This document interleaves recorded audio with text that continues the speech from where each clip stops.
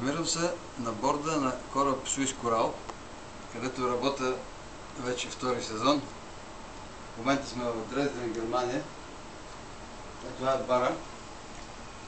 Барата на тук. Това е бара. Зала за пушачи, зала за непушачи. Аз свира този роял в залата за непушачи.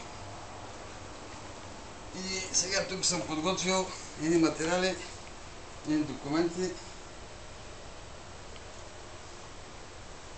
различни стилови жанрове съм подготвил.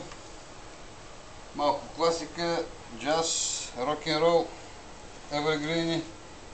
Няколко китки съм направил на Beatles, Carpenters, Елвис Пресли, Том Джонс, Хъмпердинк.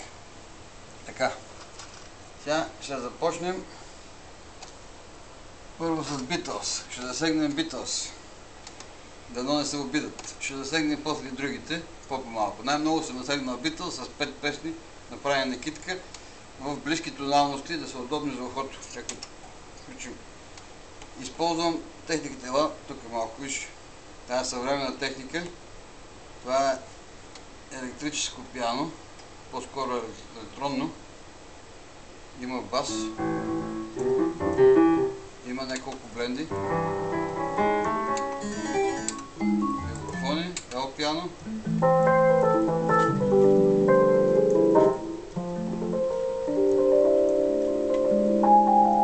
Така, ние ще ползваме гранд пиано, което си е най-доброто фиксирано. Ако някаква грешка се получи, значи грешката не е в мен, защото аз съм, този роял е черен, аз съм свикнал да свира на бял и затова мога някаква грешка да има.